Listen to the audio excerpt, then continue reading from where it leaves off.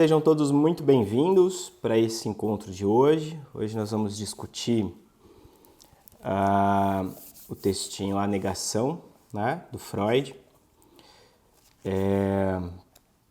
Para quem está acompanhando a gente pela gravação, né, e para quem ainda não sabe, esse ano de 2023 eu propus ao Instituto AESP, foi acolhido, um seminário a longo prazo, onde a gente está lendo e discutindo, comentando e discutindo, né, alguns textos da obra de Freud e também de Lacan, articulando com a clínica contemporânea e também a formação do analista.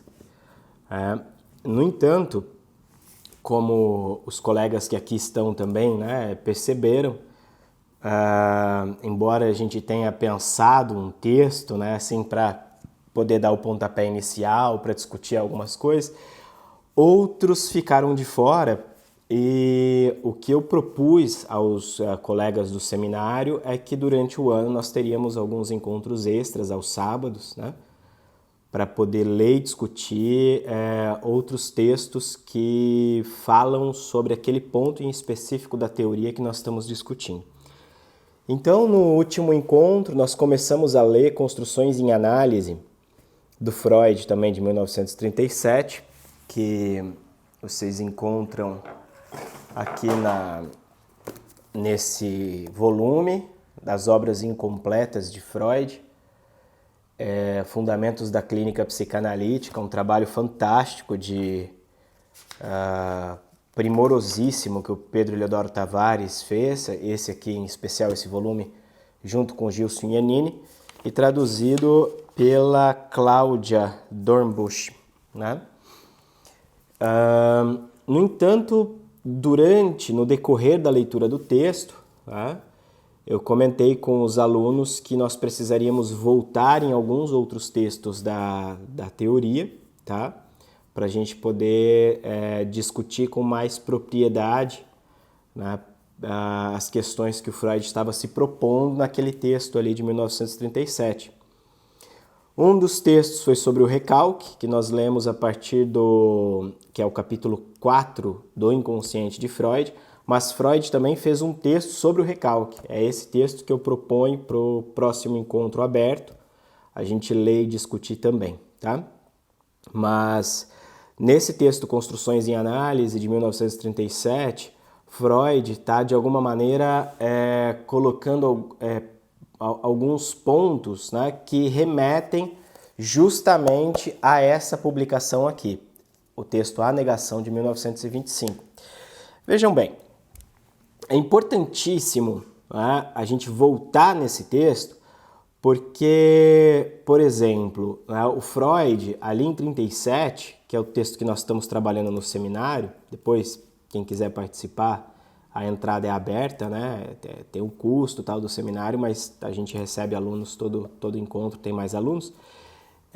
Nesse texto, o Freud está dizendo assim, olha, eu fiz nós que trabalhamos com a clínica, nós escutamos o tempo inteiro pessoas dizendo que a psicanálise responde tudo, ou que, né, o analista sempre tem razão. E o Freud vai dizer assim, não é verdade, né? Eu acho isso muito importante do Freud, né, que não é só de uma humildade muito grande, mas de reconhecer ali a psicanálise como uma ciência, um discurso científico e não um discurso religioso, aonde, né, o próprio analista estaria na posição de mestre e saberia do paciente muito mais do que o paciente a respeito dele mesmo. Mas tem algumas coisas interessantes aí. Porque o que o analista sabe e comunica ao paciente, se é que estamos falando de psicanálise, é aquilo que de alguma maneira ele escuta da boca do paciente. Diferentemente, né, nos casos, por exemplo, da psiquiatria ou da psicologia de uma forma geral, que tem um arcabouço teórico que permite, ao analisar a fala do paciente, porque afinal de contas, como vocês bem sabem, o trabalho da psiquiatria e da psicologia também é a partir do relato do paciente. Então, ao analisar essa fala, eles podem muito bem propor técnicas ou intervenções, tá, que vão, de alguma maneira, intervir sobre esse elemento, que seria um comportamento, um sentimento, um afeto, ou um pedaço do cérebro, e isso deveria necessariamente produzir o efeito esperado que a teoria coloca. Então, vejam que há uma posição de saber que o profissional no campo da saúde mental ele deve ocupar para dirigir o tratamento. Já no caso da psicanálise, é precisamente o oposto, né? Embora o analista comunique ao analisante as suas impressões a respeito da fala do analisante, ele está sempre correndo o risco de se equivocar. O que eu acho muito importante é que do equívoco do analista possa se produzir também, como vai nos ensinar Freud no texto Construções em Análise, que é o que nós estamos lendo aí no seminário, que possa produzir mais associações, que possa produzir mais fala, né? Então veja, mesmo que o analista se equivoque, e isso acontece, a ideia é que a intervenção produza efeitos de fala. O oposto do que nós veríamos numa psicoterapia, ou num tratamento psiquiátrico ou médico. Éticas distintas para objetos distintos, isso é muito importante. Não quer dizer que um é melhor do que o outro, mas trabalham com objetos distintos.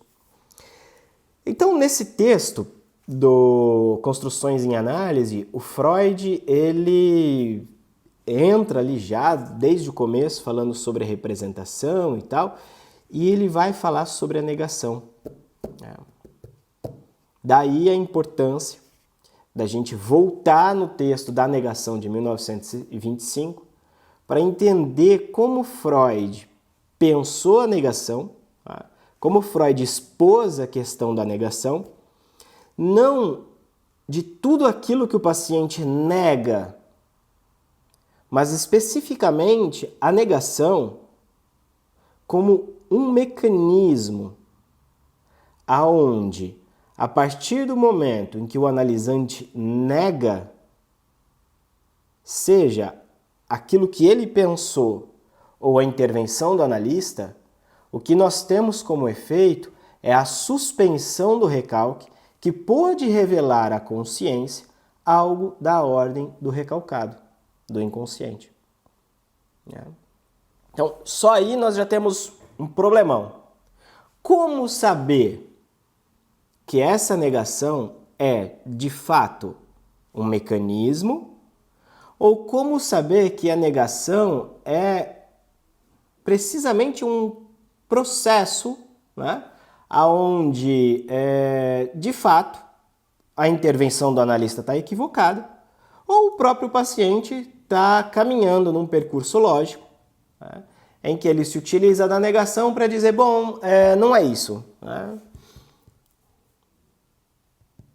O que é muito interessante, porque um dos pontos que nós devemos chegar nas entrevistas preliminares também é precisamente aqui, aonde, por mais sentidos que se dê a qualquer coisa que tenha a ver com o mal-estar, com o sintoma, com o sofrimento, que a princípio é a queixa do paciente, sempre volta nesse ponto. Não é isso, não é isso, não é isso.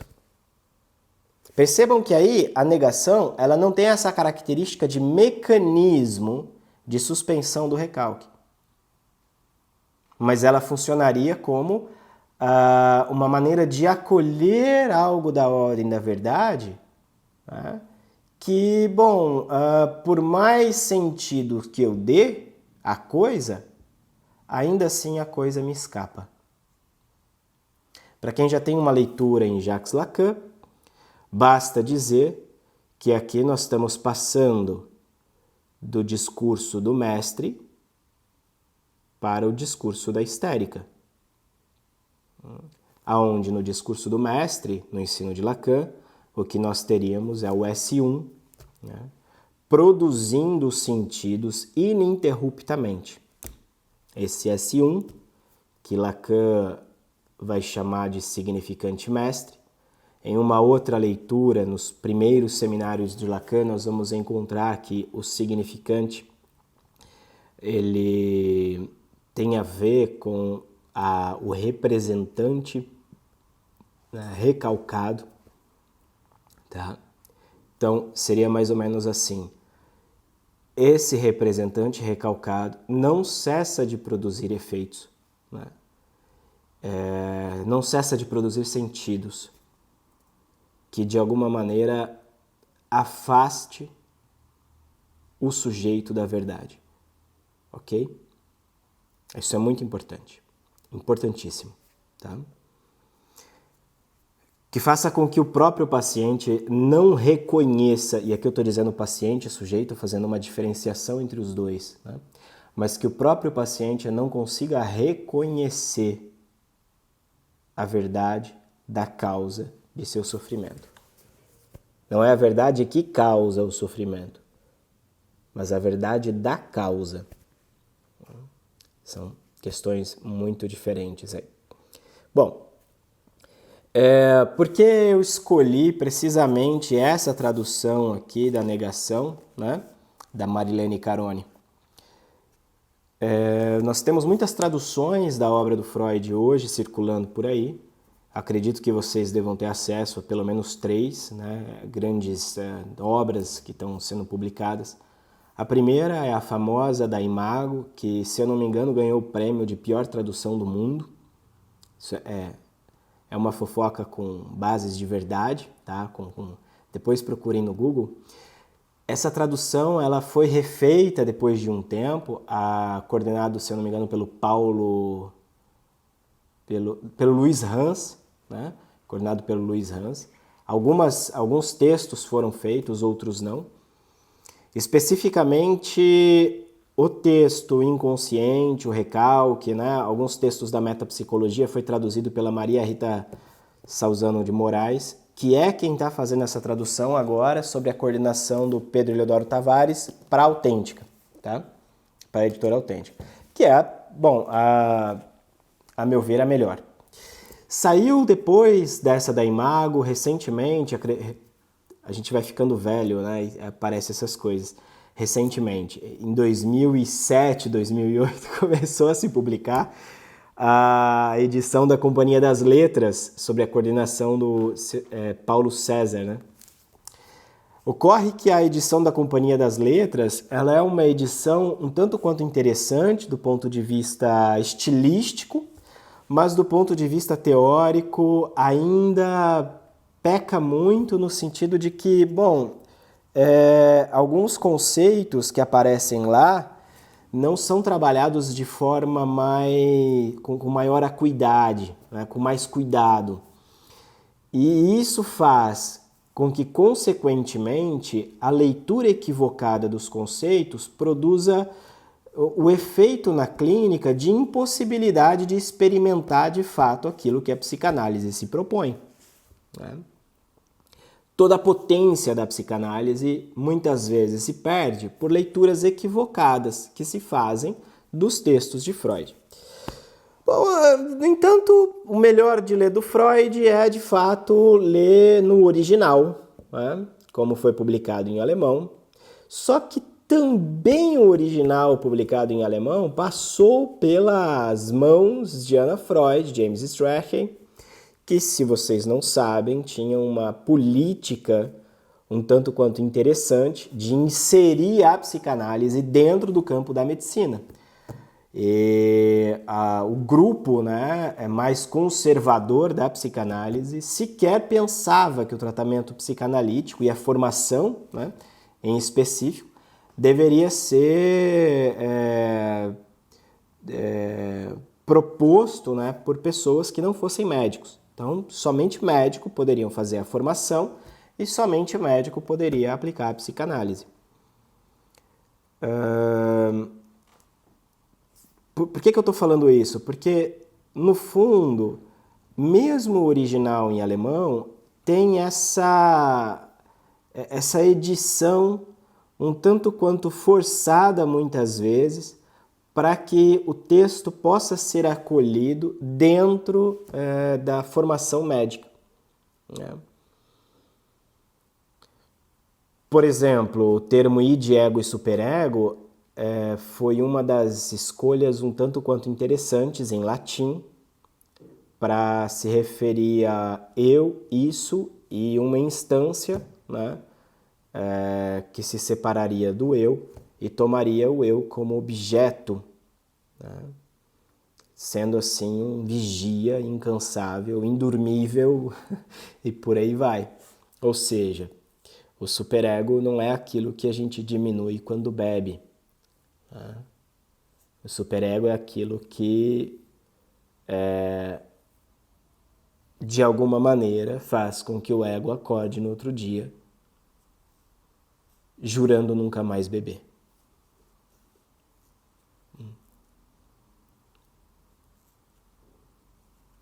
É interessante, porque isso vai na contramão da visão que muitas pessoas têm a respeito do id, ego e superego. Eu, isso e supereu. Numa tradução direta dos termos utilizados por Freud. Não sei se vocês têm essa compreensão, mas o supereu para Freud, e ele escreve isso em vários textos, não é uma terceira instância psíquica, mas uma parte diferenciada do eu, né? Que submete o eu, de alguma maneira, às leis, né, para a manutenção da sociedade, da cultura e da vida.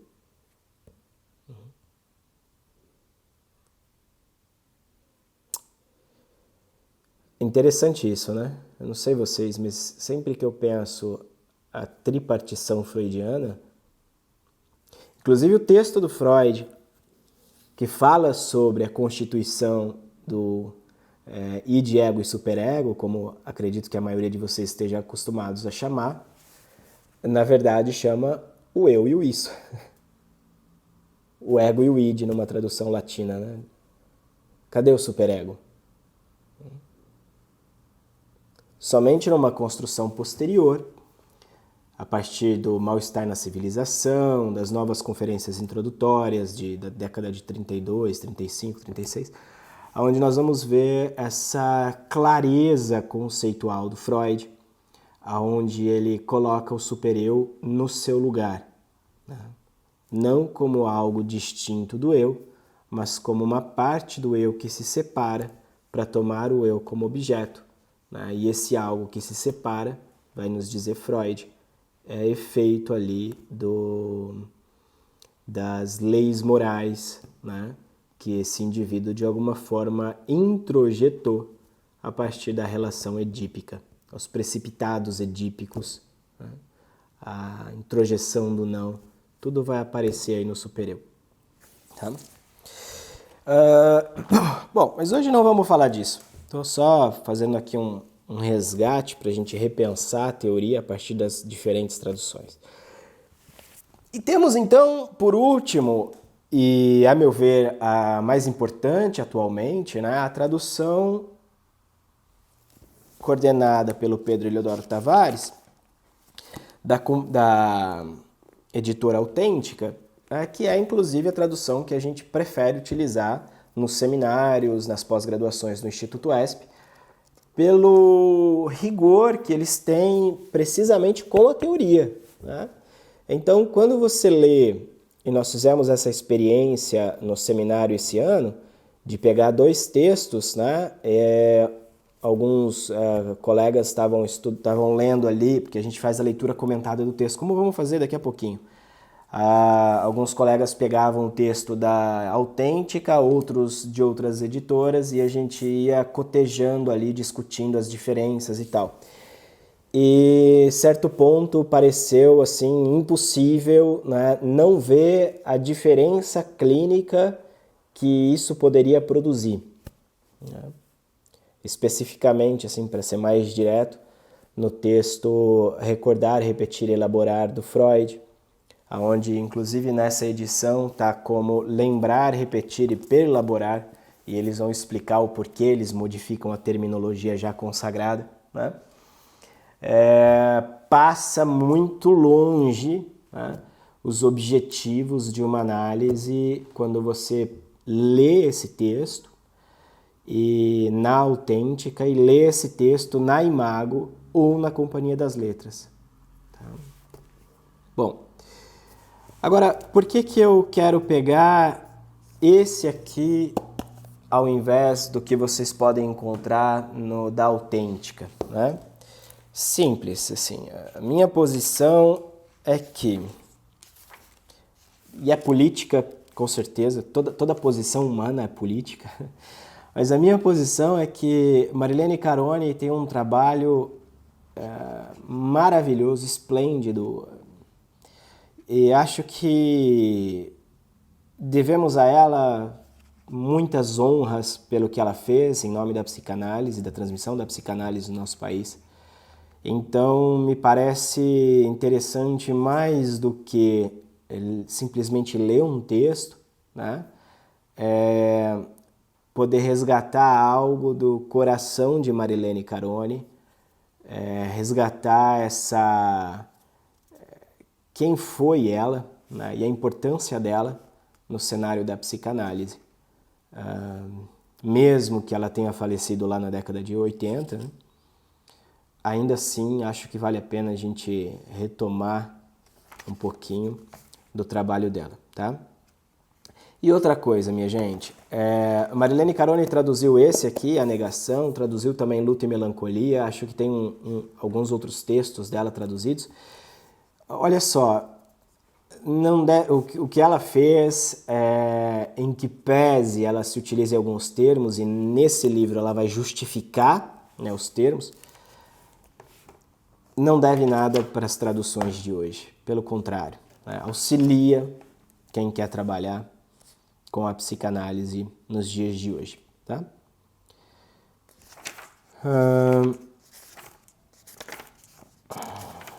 Bom, a título de introdução, né, da discussão, então, só para vocês terem ideia. Primeiro, o encontro de hoje é uma aula extra aberta, tá? Para todas as pessoas que querem, de fato, né, ler, comentar, discutir os textos de Freud, mas que faz parte desse do percurso que nós estamos trabalhando nesse ano pelo Instituto ESP, do seminário sobre a clínica e a formação do analista nos dias atuais, ok? Esse é o primeiro ponto. Como nós temos muitos livros, muitas leituras, não dá para fazer tudo, né, durante o ano, mesmo sendo todas as terças-feiras, então toda terça-feira a gente se reúne para discutir. Eu propus alguns encontros extras e esse de hoje é um deles. Segundo ponto, a questão da tradução, né? Tradução, não vamos abrir mão da tradução da editora Autêntica, que é a princípio a melhor que tem, a mais bem trabalhada na questão da teoria, né, da direção do tratamento. No entanto, me parece mais interessante a gente pensar esse texto traduzido pela Marilene Carone pela via de uma homenagem ao trabalho dela, tá? Homenagem a quem ela foi, a essa pessoa maravilhosa que de alguma maneira formou muitos dos nossos mestres de hoje, tá bom? Então vamos lá. Ótimo. Vamos então começar com a leitura do texto, tá, pessoal? Começa ali na página 18, daria tempo de ler aqui o comentário da Marilene Carone. Eu acho que eu vou fazer isso, nós temos bastante tempo, né? Eu vou fazer isso. Vamos começar aqui na página 8 e 9 do texto da Marilene Carone, para a gente poder ter uma noção do trabalho dela, tá bom? E vamos lá. Escrevi alguns ensaios breves, mas não coisa muito séria. Talvez lhe fale deles mais tarde, se me decidir a reconhecê-los. você pode ter acesso a seus títulos: A Negação, Inibição e Sintoma e algumas consequências da diferença sexual anatômica. Diz Freud a Abraham numa carta de 21 de julho de 1925. Esses 3 textos, minha gente, foram publicados, e inclusive Inibição, Sintoma e Angústia, quando publicado, permitiu a Freud, né, e aos analistas repensar a questão da angústia e a sua relação com o recalque. Será que o recalque produz angústia ou a angústia produz recalque? Freud inverte, a partir do texto de 1925, a compreensão a respeito do recalque. Tá? Não deixa de ser intrigante o desdém com que Freud fala de algumas de suas pequenas obras-primas, entre as quais as densas 5 páginas de A Negação, até hoje fecundas e estimulantes para os estudiosos das mais diversas filiações pós-freudiana. Poderíamos entender essa desqualificação do próprio trabalho como expressão de um estado de ânimo depressivo de um doente, o câncer eclodira em 1923, que escreve para outro doente. Abraham já estava gravemente atingido pela doença pulmonar que o levaria à morte 5 meses mais tarde. Mas fato é que Freud, ao analisar o conjunto de sua obra, muitos anos depois, continuava a afirmar que depois de Para Além do Princípio do Prazer, de 1920, e o Eu e o Isso, o Ego e o Id, de 1923, abre aspas, não dei mais contribuições decisivas à psicanálise, e o que escrevi depois disso poderia ter sido emitido sem maiores prejuízos, ou logo seria apresentado por outro, fecha aspas. Fica claro, portanto, que a partir de 1923, Freud considera encerrado o trabalho decisivo de construção do edifício teórico da psicanálise. Entre 1923 e 1925, publica uma série de pequenos ensaios que chamaríamos de trabalhos de acabamento, que visavam completar formulações anteriores, aplicá-las a questões novas, rever velhos enigmas. Não por acaso são desse período os textos A Organização Genital Infantil, de 1923, Neurose e Psicose, Problema Econômico do Masoquismo, O Declínio do Complexo de Édipo, ambos de 1924. Nota sobre o Bloco Mágico, um texto maravilhoso do Freud, maravilhoso. Complementação à interpretação dos sonhos, algumas consequências psíquicas da diferença sexual anatômica e a negação, de 1925. O não reconhecimento inicial por parte de Freud da paternidade dos 3 trabalhos citados na carta a Abraham parece dever-se não tanto ao desconhecimento de sua importância, quanto ao impacto da descoberta de novos impasses e obstáculos teóricos a suplantar. Notem então, minha gente, que nessa pequena introduçãozinha da Marilene Carone a respeito do texto, a gente vê um movimento precisamente atrelado àquilo que nós vamos chamar de ciência. Ou seja, a construção do arcabouço teórico já estava pronta. Isso não impede que isso que se construiu, né, não fosse repensado, não pudesse ser criticado, não pudesse ser modificado.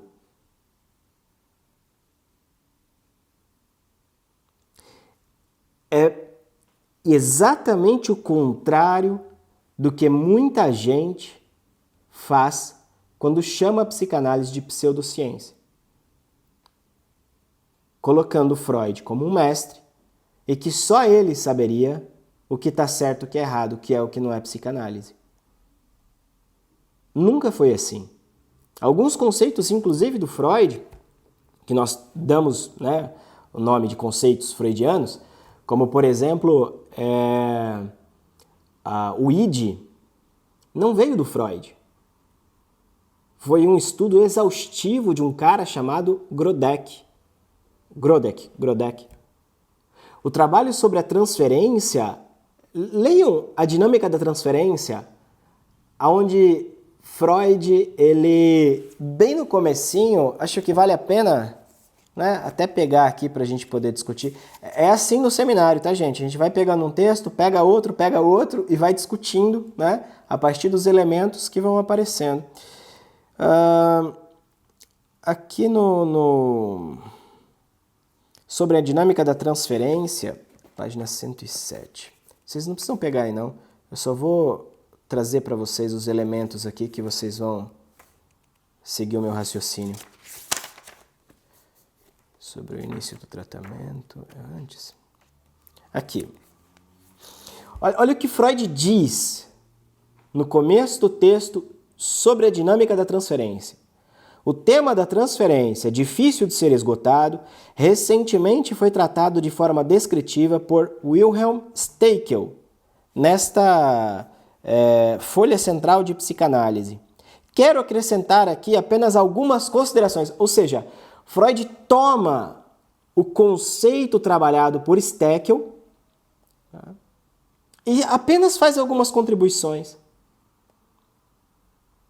Quem mais trabalhou com o tema da transferência entre os primeiros analistas nem foi Freud.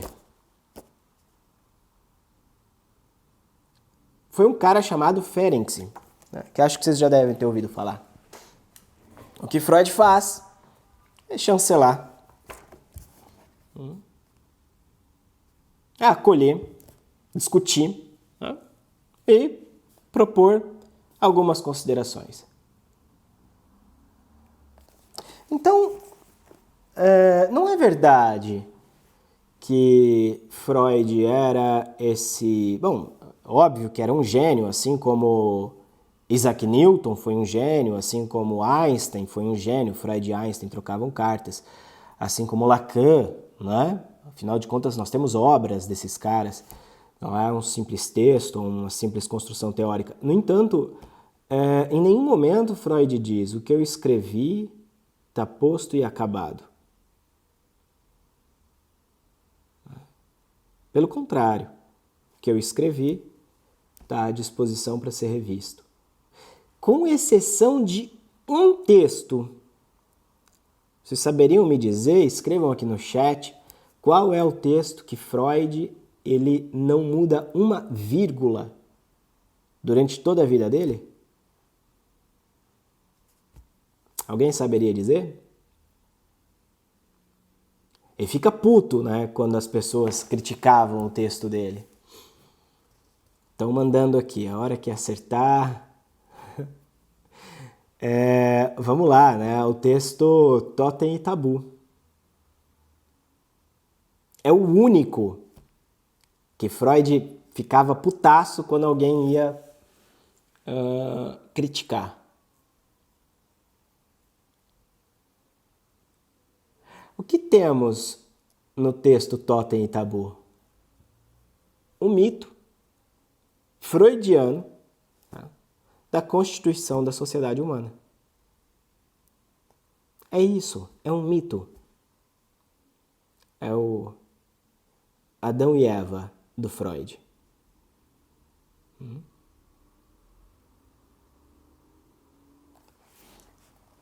Vamos lá. Detalhe que Freud em nenhum momento se pergunta de onde veio o homem. Ele era extremamente darwinista nesse ponto. No entanto, em Totem e Tabu, ele já apresenta grupos, hordas, né, como ele vai dizer, já apresenta uma organização da horda, e se você ler o texto com muita atenção, você vai ver que aquilo que Freud apresenta como horda e o pai primitivo, na realidade, a gente consegue verificar isso nos agrupamentos de animais.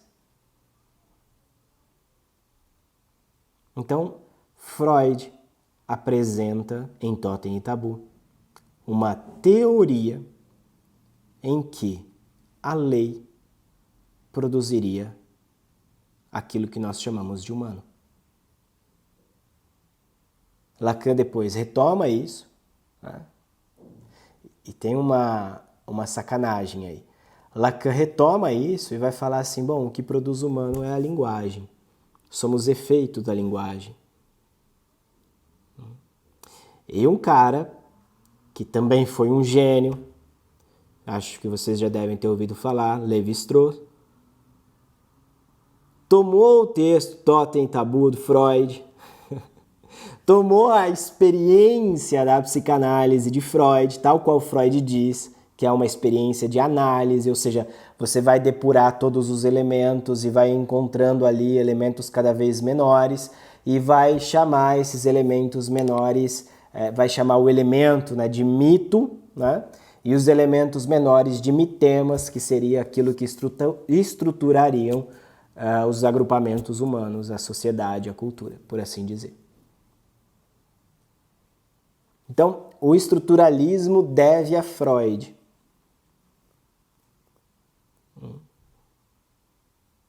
Acho que vale a pena a gente pensar, porque uma das características da ciência é não somente acolher os outros discursos científicos para pensar o seu objeto, mas também produzir efeitos nos outros discursos científicos. É isso a psicanálise faz. Haja vista, o ganhador do Prêmio Nobel, Eric Kandel, que trabalha sobre a teoria da epigenética. Quem não conhece, eu acho que vale muito a pena. Neurocientista, acho que faleceu, não me recordo agora se ele ainda está vivo, mas ele ganhou o Prêmio Nobel e ele diz que deve muito à psicanálise, às teorias de Freud. Tá vivo, colocaram aqui. Obrigado, Renata. Vamos lá. Eu vou ver se eu consigo entrevistar ele. O Bruce Fink já tá na linha aqui já. Mas o Eric Kandel ainda não. Vamos continuar aqui então. Para quem está meio perdido, pessoal, nós estamos utilizando aqui o texto da Carone e estamos lendo a introdução, tá? Que a Carone faz do texto. O não reconhecimento inicial por parte de Freud... tá. Em uma carta a Lou Andréa Salomé, escrita na mesma época, de 1925, Freud confidencia, abre aspas, penso que descobri algo de importância fundamental para o nosso trabalho, que guardarei para mim por algum tempo. É uma descoberta de que eu realmente devia me envergonhar, pois deveria ter adivinhado essas ligações desde o começo, e não só depois de 30 anos. Olha o Freud dizendo que a experiência, enquanto analista, modifica o pensamento teórico. Modifica a teoria. Então, nós não temos Freud, um mestre, que tenta submeter todos à sua teoria. Freud submete os pacientes a uma experiência que, de tempos em tempos, essa experiência o permite rever a teoria. Não é isso que a gente faz também na física? Para quem está estudando aí a física, buraco negro, lei da gravidade, bom, a gravidade é uma lei, ok, mas ela não é uma força, como a gente costuma dizer, como a gente aprendeu, né? Ou seja, novos experimentos hoje nos permitem provar a teoria de que a gravidade na verdade, é um deslocamento ali, né, no plano espaço-tempo. Não é uma força entre corpos que se atraem, como propôs Newton. Agora, pensar que há uma força entre corpos que se atraem nos permite algumas experiências, como, por exemplo, botar o homem na Lua, mandar o robozinho para Marte e por aí vai. Agora, isso não nos ajuda em absolutamente nada quando a gente vai pensar, por exemplo, a relação das estrelas com a galáxia, com os planetas, com a luz, o buraco negro. Então precisamos de uma outra teoria para dar conta, né, dos fenômenos que de alguma maneira essa teoria anterior nos permitiu alcançar, produzir. Bom, em inibição, sintoma e angústia, citado na carta a Abraham como inibição e sintoma, Freud retoma quase literalmente este parágrafo. É quase vergonhoso que, depois de um trabalho tão longo, encontremos dificuldade na compreensão das relações mais fundamentais. Mas nos propusemos nada simplificar e nada ocultar. Olha que importante isso. Se não pudermos ver com clareza, vejamos pelo menos com precisão as obscuridades. Ou seja, Freud não está dizendo que sabe tudo e que respondeu tudo. Pelo contrário, existem pontos na teoria onde as coisas precisam ser melhor trabalhadas. Em uma dessas tentativas de ver com precisão as obscuridades que nasce o texto Verneinung. Aparentemente simples, é, no entanto, um ensaio extremamente complexo, não linear, ousado e descontínuo do ponto de vista temático.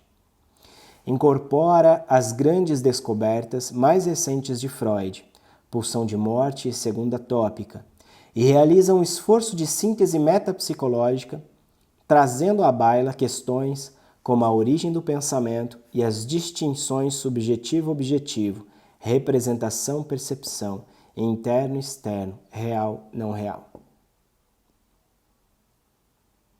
Os lacanianos enfatizam nele a representação verbal, o não, como o índice negativo que marca o reconhecimento do inconsciente, ou seja, o eu como o lugar do desconhecimento.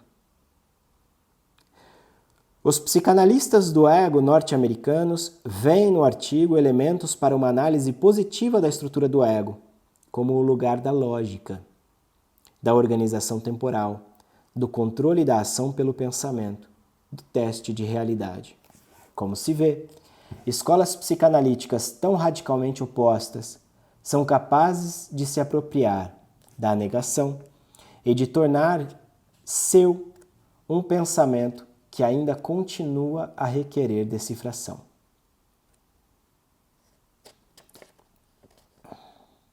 Bom, vamos lá. Pessoal, como vamos fazer agora, né? Já vamos entrar para o texto A Negação. Eu não vou ler, tá, os comentários que a Marilene Caroni coloca aqui e por aí vai, tá? Por quê? Pelo simples fato de que aí nós precisaríamos de umas 4 horas de encontro, beleza? Porque é muita coisa. Ela faz um trabalho bem interessante aqui. Então vamos direto para o texto, ok? Página 18 e 19 aqui. O modo, aqui já é Freud, tá? Vamos lá, já é o texto do Freud.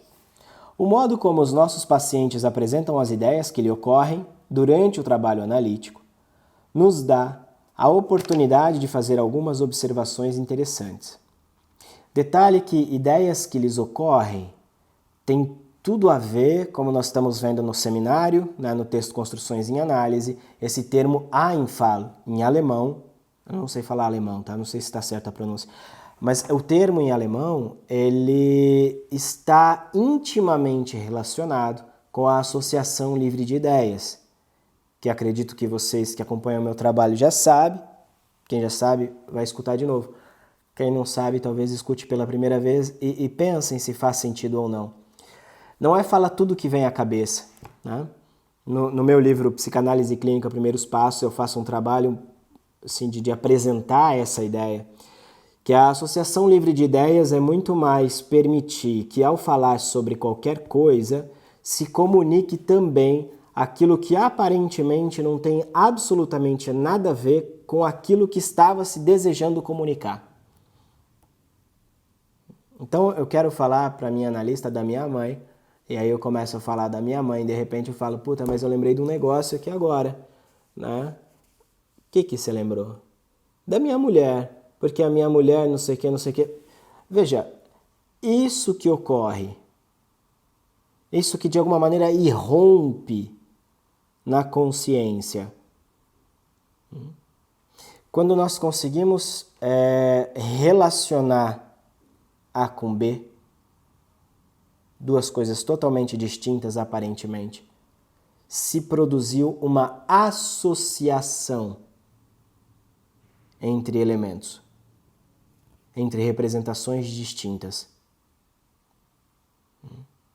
Aqui nós podemos pensar então que a ideia, né, a proposta de Freud a respeito da associação livre de ideias não é falar qualquer coisa que vem à cabeça. Um psicótico faz isso de uma forma muito bacana até, mas não há associação ali. Há só metonímia, há só fala.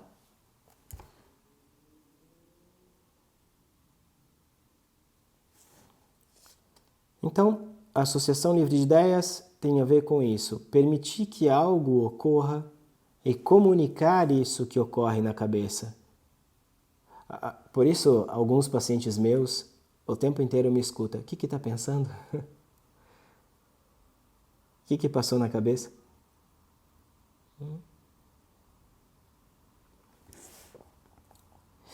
Entendemos... Aqui continuando, né? A oportunidade de fazer algumas observações interessantes. Entendemos que isso é uma... Agora o Senhor vai pensar... Atenção. Agora o Senhor vai pensar... Projeção aí. Né? Que quero dizer algo ofensivo, mas realmente não tenho essa intenção. Fecha aspas. Aqui um paciente falando para Freud.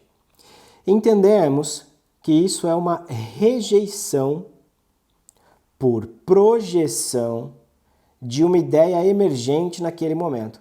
Vejam, 3 elementos aqui na mesma linha. Né? Rejeição, né? Que é relativo ao mecanismo de defesa específico, tá? Esse mecanismo de defesa, a rejeição, está ligado ao repúdio ou, como diz Lacan, forclusão. Marco, mas isso na neurose? Também. Por projeção, como eu tinha comentado com vocês, ou seja, projeta no outro, né? E é precisamente essa projeção que permite rejeitar a ideia que de alguma maneira me ocorreu. Percebam que a ideia ocorreu, mas está projetada, está colocada no outro. Para quem não tem clínica, isso aqui pode parecer teoria. E a psicanálise seria um conto de fadas um tanto quanto interessante, se não fosse o que a gente escuta da boca dos nossos pacientes a cada sessão, a cada encontro. Podemos dizer que o tratamento analítico ele é uma experiência empírica a todo momento. Em outras palavras, a cada sessão, a cada instante em que o paciente comunica algo para o analista, está em jogo, e é isso que eu quero fazer vocês entenderem, todo o arcabouço teórico da psicanálise.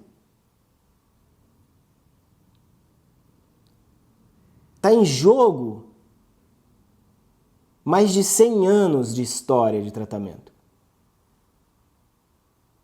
E não vai ser, atenção aqui, não vai ser o analista que vai fazer valer esse jogo. Pelo contrário, o analista vai testemunhar da boca do seu paciente o que a teoria nos ensina a priori. Isso eu estou falando do cara que pratica a psicanálise, né? Agora, vocês já falaram alguma coisa no divã e depois encontraram uma referência àquilo nas leituras dos textos? Na teoria? Estou vendo vocês fazendo assim aí com a cabeça. Bom, tá aí. E tem gente que diz que Freud está morto, né? Tá, realmente, está enterrado lá e tal, mas sua obra continua viva e incomodando até hoje, né? Ou então o Senhor pergunta quem pode ser aquela pessoa no sonho. Minha mãe não é. Minha mãe não é. Veja, afirmação e a negação. Ocorrência, né, e a negação. E nós retificamos, logo é a mãe. Na interpretação, tomamos a liberdade de desconsiderar a negação, extraindo o puro conteúdo da ideia. É como se o paciente tivesse dito, na verdade foi minha mãe que me ocorreu com relação a essa pessoa, mas não tenho a menor vontade de admitir essa ideia. Gente, se por um segundo, o analista se esquece, tá? Que nem sempre uma negação vai ser a negação de um conteúdo recalcado, ele pôs a perder todo o tratamento analítico. Como muito bem dizia Freud, às vezes um charuto é só um charuto. Então, nesse texto especificamente, o Freud está dando exemplos de negações que na clínica revelam o conteúdo recalcado. Na introdução do nosso encontro de hoje, eu já disse que nem sempre é assim e dei outro exemplo de negação, né, que nos permite avançar com o trabalho analítico. Às vezes, pode-se conseguir a explicação buscada sobre o reprimido, inconsciente, de um modo muito cômodo. Pergunta-se, o que o senhor considera mais improvável nessa situação? Olha o Freud nos ensinando o manejo clínico. Em sua opinião, o que estava mais distante do seu espírito naquele momento? Ou seja, o que você acha que não tem absolutamente nada a ver?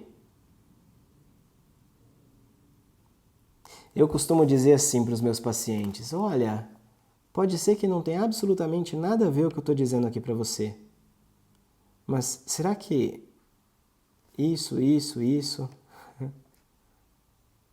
E geralmente a gente tem um efeito interessante, porque com a nossa intervenção, nós conseguimos fazer um bypass no recalque. Vejam a importância, e eu insisto nisso do começo ao fim dos meus encontros, da presença do analista. Sem a intervenção do analista, nós não temos psicanálise. Se o paciente cai na armadilha e nomeia aquilo que ele menos pode acreditar, ao fazê-lo, ele quase sempre, confessa a verdade. Uma bela contrapartida dessa experiência frequentemente acontece com o neurótico obsessivo que já foi iniciado na compreensão de seus sintomas. Ou seja, não apenas nas entrevistas preliminares, mas também durante o tratamento analítico propriamente dito, né? Tive uma nova ideia obsessiva. Atenção aqui, e depois vocês me dizem se isso tem a ver ou não tem a ver com aquilo que eu estava falando a respeito dessa produção de sentidos. Lá no comecinho do encontro de hoje. Tive uma nova ideia obsessiva e logo me ocorreu que poderia significar uma determinada coisa. Mas não pode ser verdade, senão não poderia ter me ocorrido. O que ele rejeita com esse fundamento, aprendido de ouvido no tratamento, é naturalmente o sentido correto da nova ideia obsessiva. Ao negar a ideia que lhe ocorreu, O que ele está dizendo é, no mínimo, tem coisa aí. Senão sequer os nossos pacientes falariam sobre isso em análise. Desse modo, o conteúdo da representação ou do pensamento reprimido pode abrir caminho até a consciência com a condição de ser negado. A negação é, atenção, Freud define a negação aqui, um modo de tomar conhecimento do reprimido. Na verdade, já é um levantamento da repressão, mas naturalmente não a aceitação do reprimido. Aqui se pode ver como a função intelectual se dissocia do processo afetivo. Quem está no seminário comigo lembra lá do esqueminha da representação e do afeto, onde a repressão incide fazendo um corte, separando o afeto da representação. Essa representação primeira, então, vai ficar em estado de recalcado inconsciente, estado. O afeto vai se colar a uma nova representação, vai se ligar a uma nova representação. Tá? É precisamente a partir do momento em que se suspende o recalque que essa representação primitiva, originária, pode aparecer na consciência. Mas o que o Freud está nos dizendo aqui é que o trabalho não foi completo.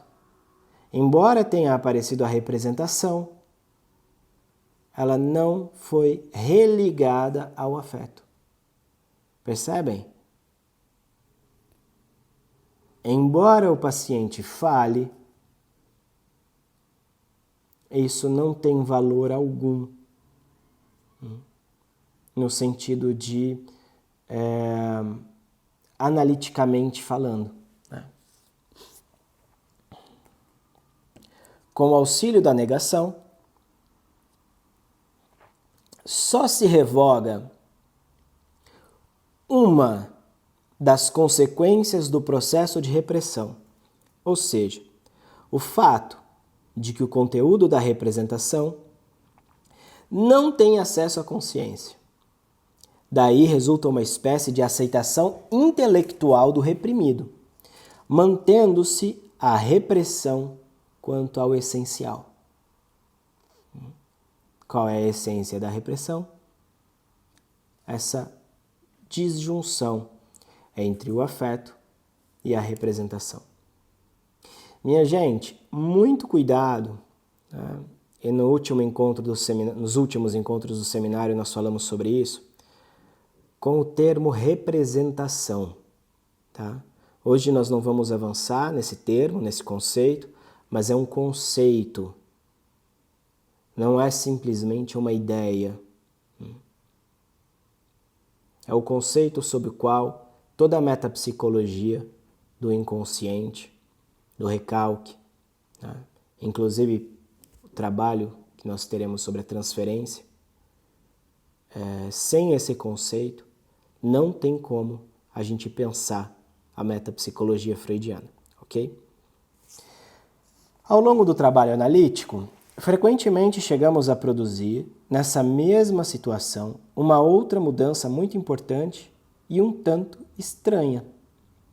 Conseguimos vencer também a negação e estabelecer a plena aceitação intelectual do reprimido, mas nem com isso o processo de repressão é levantado. Ou seja, não basta que o paciente fale, é preciso viver na carne.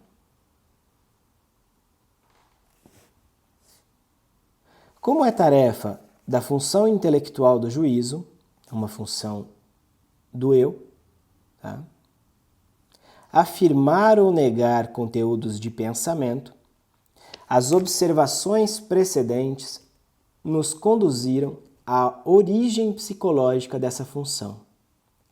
Negar algo no juízo, no fundo, significa: isto é uma coisa que eu preferiria reprimir. Como eu estava dizendo no último encontro do seminário, não quero saber de absolutamente nada disso, porque se eu souber, eu não vou poder mais continuar a ser quem eu sou. Ou seja, esse processo de desconstrução do eu, ao invés de um fortalecimento do eu, como propõem algumas correntes teóricas dentro da psicanálise, é isso que Freud está nos mostrando aqui no texto. Não é fortalecer o eu, mas é desconstruir essa imagem. É isso que, de alguma maneira... Veja, eu vou dar outro exemplo aqui para vocês. Quando eu digo eu sou, é preciso que eu predique esse eu. Entendem? A gramática, um predicado. O eu só se consegue se sustentar a partir de determinados predicados.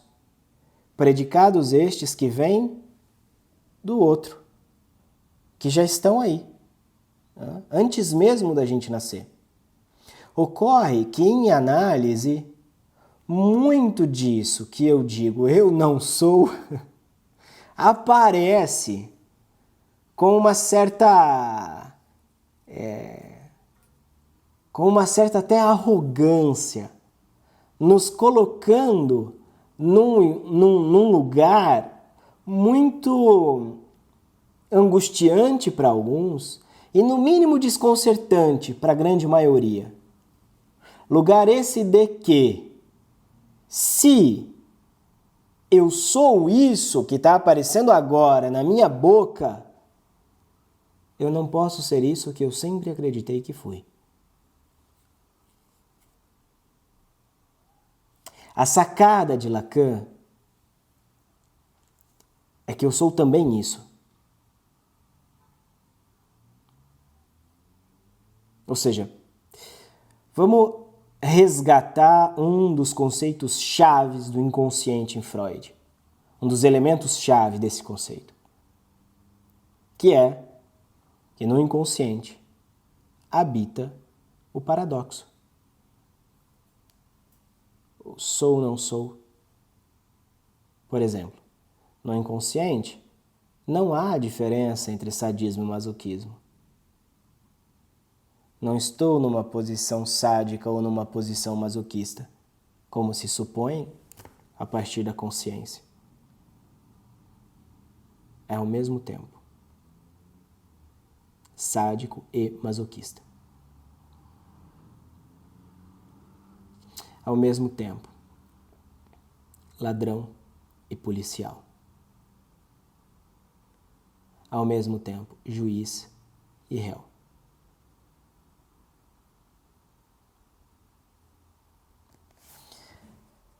Então, a ideia de um tratamento analítico seria basicamente, a gente conseguir fazer com que apareça isso e, de alguma maneira, mais do que falar sobre, poder viver dessa nova maneira. Para quem já acompanha meu trabalho, sabe o tanto que eu digo, e no seminário nós vamos retomar esse ponto mais para frente, da importância que é na psicanálise desse processo, desse percurso de desser, que não é outra coisa senão despredicar o sujeito. Bom, a condenação, negar algo no juízo, no fundo, significa isso é uma coisa que eu preferiria reprimir, porque se aparece, eu já não consigo mais me reconhecer. A condenação é o substituto intelectual da repressão. Olha que interessante, né? O que a Marilene Carone comenta aqui é que esse termo condenação, que o Freud usou na obra, no original, é o mesmo termo usado para condenação no sentido jurídico. É engraçado, porque lembram que eu estava dizendo que o super-eu é isso que toma o eu como objeto?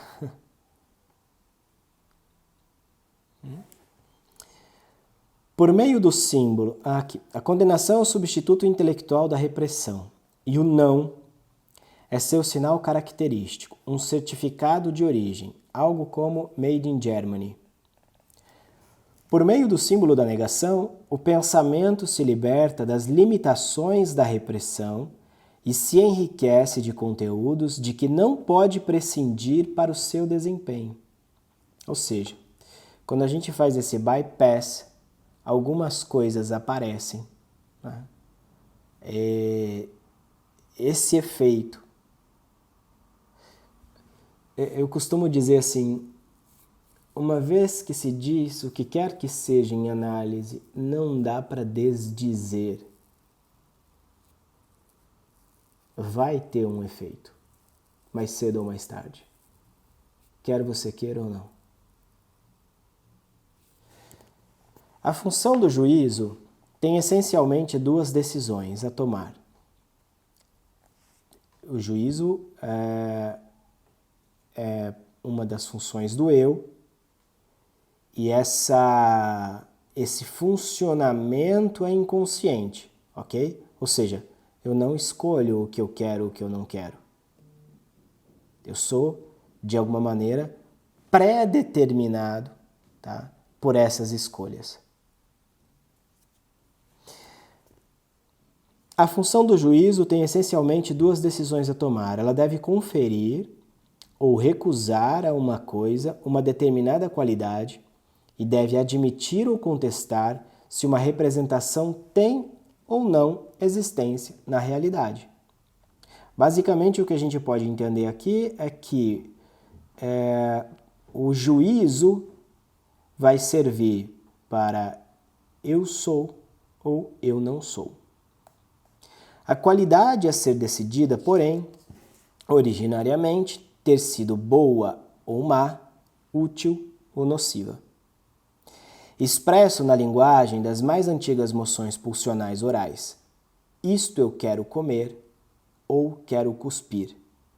Em uma transposição mais à frente, isto eu quero introduzir em mim e isto eu quero excluir de mim. Portanto, isto deve ficar dentro ou fora de mim. Gente, o que o Freud está fazendo nesse parágrafo é resumir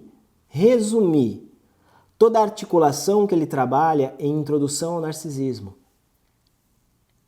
Onde ele vai dizer que, no princípio, o eu procura se estabelecer como eu de puro prazer, introjetando somente aquilo que lhe traz satisfação, e excluindo de si, como se isso fosse possível, essa é uma das outras questões que o Freud trabalha no texto, excluindo de si, pela via da projeção, tudo aquilo que de alguma maneira produz desprazer, sofrimento, aumento da tensão.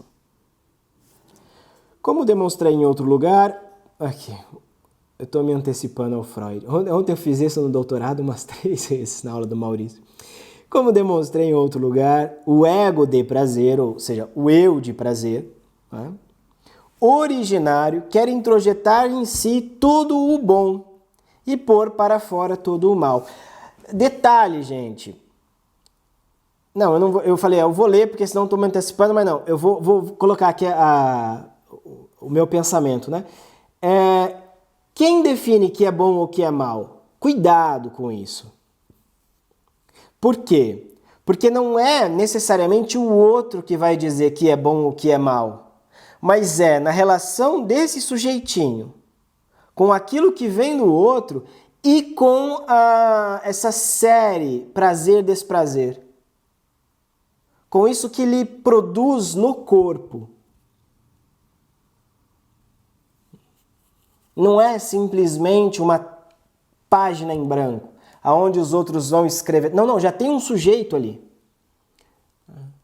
Ora, o que é o conflito que nós trabalhamos tanto na nossa clínica? Se não um desejo que de alguma maneira foi reprimido né? E quando a gente diz desejo reprimido, é essa articulação entre afeto e representação. E que, bom, causava ou causou muita satisfação, muito bem-estar. Para esse sujeito, não para todos.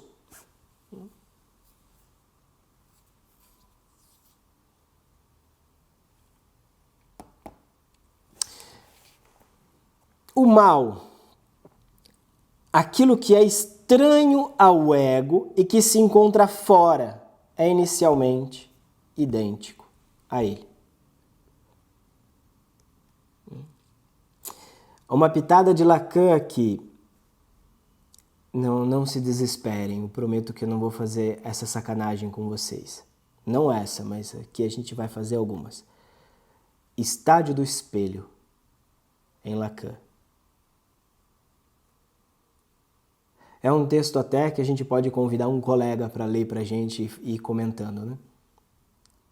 Eu não me arrisco. Esse texto do Lacan, não. No seminário agora, no segundo semestre, nós vamos estudar três textos do Lacan, né? Função e campo da fala e da linguagem, a instância da letra, ou a razão desde Freud, no inconsciente freudiano, e direção do tratamento e os princípios do seu poder. Esses ok.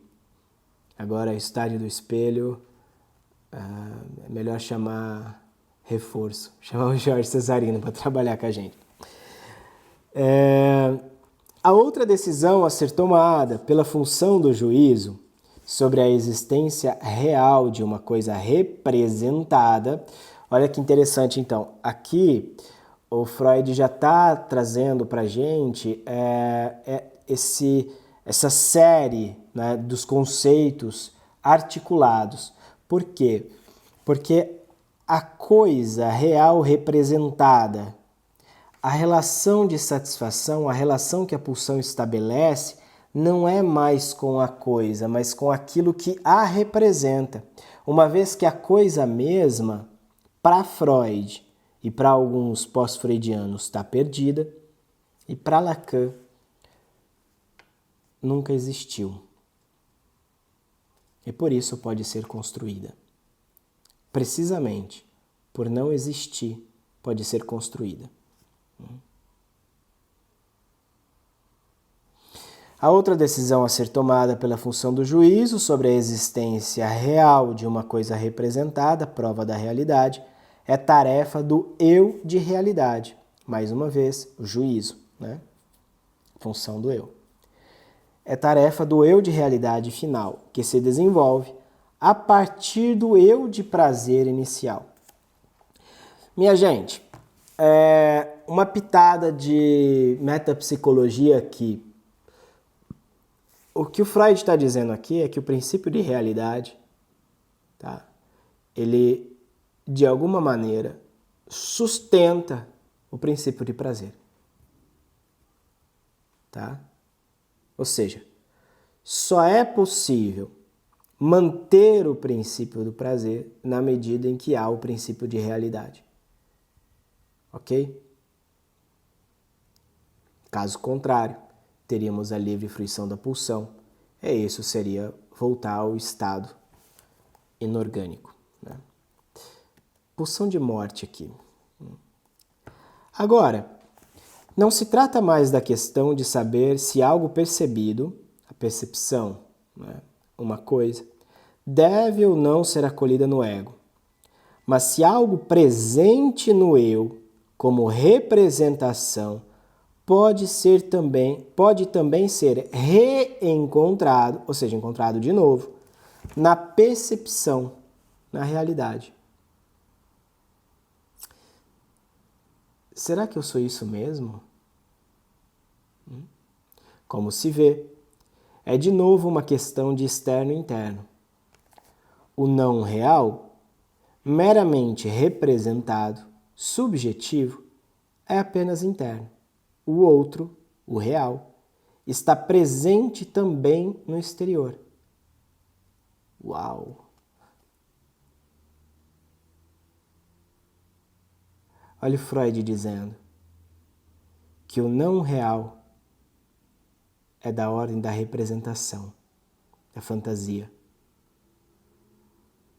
Fantasia é essa que determina as nossas relações com os outros. Já o real está presente também no exterior, ou seja, há elementos que não se encontram no exterior, mas não há absolutamente nada no exterior que não possa ser representado.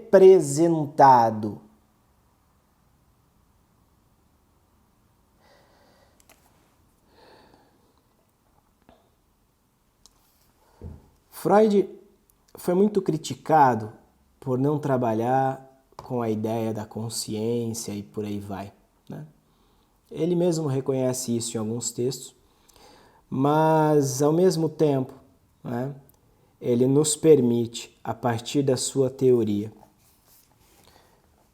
rever essa ideia de uma razão pura, tal qual Kant, inclusive, criticou, que seria mais ou menos assim: será que as coisas existem por si mesmas?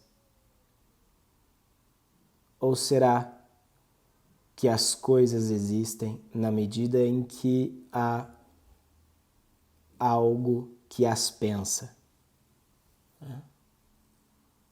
O que Freud está propondo aqui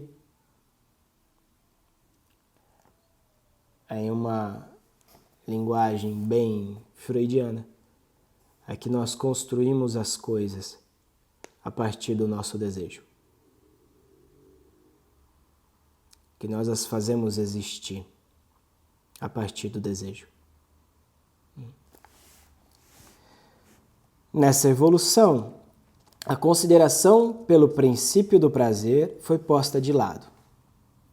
A experiência ensinou que não só é importante que uma coisa, objeto de satisfação, que vamos lembrar, já não é mais objeto, mas aquilo que está representado, né, possua boa qualidade e, portanto, mereça a acolhida no ego, mas também que ela esteja no mundo externo de um modo tal que seja possível apossar-se dela em caso de necessidade. Mamãe. Objeto transicional de Winnicott trabalha com isso aqui de uma forma muito bacana. Mamãe é enquanto uma representação. Essa representação podemos de alguma maneira transferir para um objeto. O objeto passa a representar a coisa que não está presente. Conseguem seguir o raciocínio?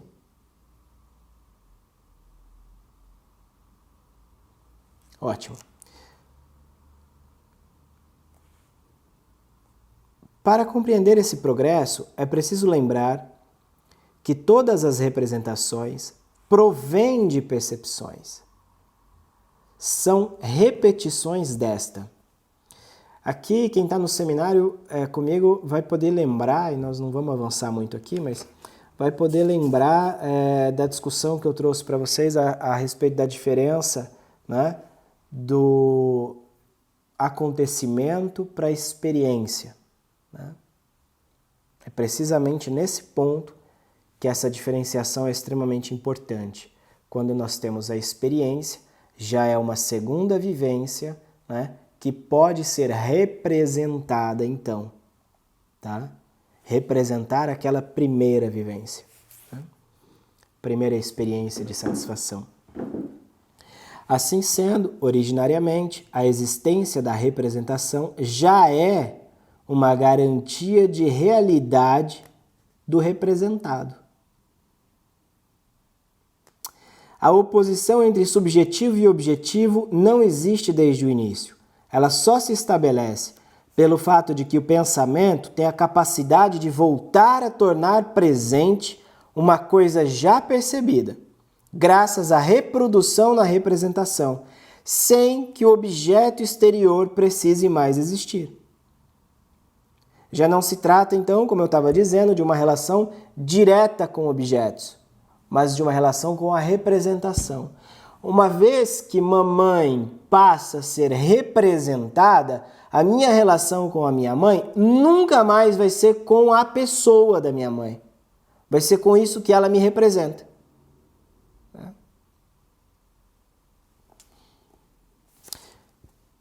É assim para todas as outras relações que a gente vai estabelecer. O primeiro e mais imediato objetivo da prova da realidade não é, portanto, o de encontrar na percepção real um objeto correspondente ao representado, mas sim o de reencontrá-lo. De se convencer de que ele ainda existe.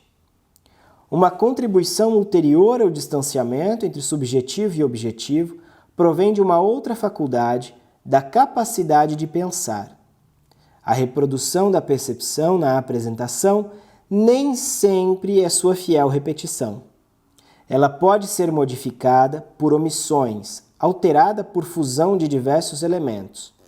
A prova de realidade precisa, então, controlar até onde vão essas deformações. É quase como se a gente estivesse escutando Freud falar sobre a interpretação dos sonhos, né? Mas se reconhece como condição para a instalação da prova de realidade que tenham sido perdidos os objetos que um dia proporcionaram uma real satisfação. É isso que eu estou dizendo para vocês, né? Da primeira experiência de satisfação ser, na realidade, uma fantasia. No começo, o que temos é o acaso como acontecimento. Puro acaso. Quando esse acontecimento se repete, temos então a possibilidade de representar o primeiro, articulando-o com o segundo. Tá? O que, em última análise, nos faz lembrar também dos tempos do trauma, onde uma segunda experiência, né, interpreta a primeira. O julgar é a ação intelectual que decide a escolha da ação motora, põe fim ao adiamento pelo pensamento e faz a passagem do pensar para o agir. Em outro lugar, também já tratei da questão do adiamento pelo pensamento, que é lá no texto O Eu e o Isso. Ele deve ser considerado como uma ação experimental, um tatear motor com um mínimo dispêndio de carga, de descarga. Consideremos agora o seguinte: onde o eu teria exercitado antes esse tatear? Em que lugar aprendeu essa técnica agora empregada nos processos do pensamento? Isso aconteceu na extremidade sensorial do aparelho psíquico, nas percepções sensoriais. Podemos dizer que isso acontece nas zonas erógenas, aonde nós podemos pensar as zonas erógenas como bordas em que nós nos relacionamos com um outro. Ok? A partir dessas bordas,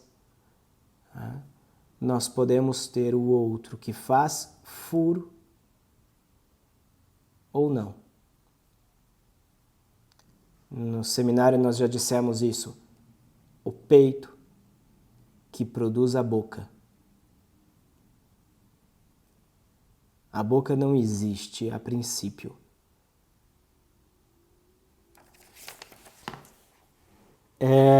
Isso não é teoria de psicanalista. A boca precisa ser erogenizada. Precisa do outro. O bebê não sabe mamar quando nasce. Ah, Marco, mas alguns mamam. Pouquíssimos. a grande maioria aprende. E aprende porque a mãe demanda que ele mame. Se não tiver alguém que demande do bebê que ele mame, ele não vai mamar. Segundo nossa hipótese, a percepção não é de modo algum um processo puramente passivo, mas o eu envia periodicamente pequenas quantidades de investimento para o sistema de percepção por meio das quais ele experimenta os estímulos externos, recolhendo-se novamente após cada um desses avanços tateantes. O Freud, se eu não me engano, no Além do Princípio do Prazer, ele vai comparar o aparelho psíquico como um protozoário, né, se eu não me engano. Acho que é protozoário o termo. Onde o protozoário vai e manda, de alguma maneira, um pedaço de si, né? E engloba aquilo e o protozoário reconhece aquilo como, bom, isso aqui eu vou pôr para dentro ou não, isso aqui eu não vou pôr para dentro, né? O estudo do juízo nos abre, e isso tem tudo a ver com essas bordas do corpo que eu estava dizendo para vocês, né? Isso alivia a tensão, isso aumenta a tensão. O estudo do juízo nos abre, talvez pela primeira vez, a compreensão da origem de uma função intelectual a partir do jogo das moções pulsionais primárias. O julgar é o prosseguimento coerente daquilo que originariamente é realizado pelo princípio de prazer, a inclusão no eu ou a expulsão para fora dele. Sua polaridade parece corresponder à oposição existente entre os dois grupos de pulsões supostos por nós. A afirmação como substituto da união pertencente a Eros, pulsão de vida, e a articulação entre afeto e representação, tá? Essa ligação, essa cola do afeto com uma representação, responde à pulsão de vida, né? A negação, sucessora da expulsão, a pulsão de destruição. Ou seja, a negação é o elemento que nós vamos encontrar na clínica derivado da expulsão, da destruição, da constituição psíquica a partir da pulsão de morte. Tá ok até aqui? Sim ou muito complicado? Sim? O prazer de negar, em geral, o negativismo, o negacionismo, o negativismo de muitos psicóticos deve ser provavelmente entendido como sinal de defusão. Gente, o que nós vimos nas políticas do nosso país nos últimos anos tem tudo a ver com isso aqui. Não é simplesmente negar, mas destruir a diferença. Isso dos dois lados, tá? Inclusive podemos dizer que a grande maioria dos brasileiros, na falta da opção de alguém de fato comprometido e moderado, acabou escolhendo um dos dois lados para não permitir que o outro vença as eleições. Há uma pequena maioria, uma pequena minoria apaixonada. Isso já diz muita coisa. Nega tudo aquilo que algum outro pode fazer e toma então o adversário como objeto a ser destruído, tanto de um lado quanto de outro.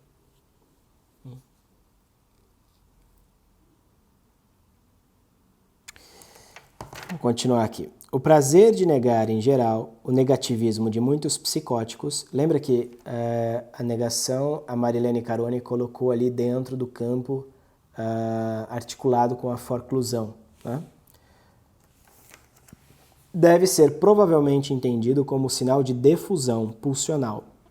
Com a defusão pulsional, ou seja, essa divisão, né, entre a representação e o afeto, com a retração dos componentes libidinais. Mas o desempenho da função do juízo só se torna possível pelo fato de que a criação do símbolo da negação permite ao pensamento um primeiro grau de independência das consequências da repressão e, com isso, também da coação do princípio do prazer. Essa concepção da negação se ajusta muito bem ao fato de que, na análise, não se descobre um não vindo do inconsciente. Ou seja, o inconsciente, ao contrário do que muitos ainda acreditam, não tem negação. É pura positividade.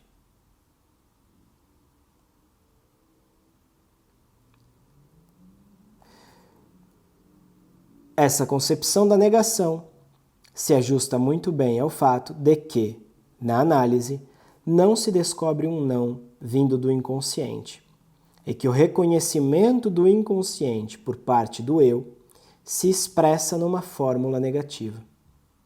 Não há prova mais forte de que conseguimos descobrir o inconsciente no sentido de tirar a coberta, de revelar o que estava de alguma maneira oculto, né?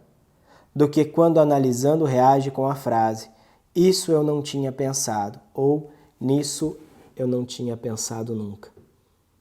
O que nós temos aí, então, né, é a possibilidade de reintegração, tá, no eu do paciente, nesse eu consciente, disso que de alguma maneira ele tentou reprimir, negando, destruindo, projetando no outro.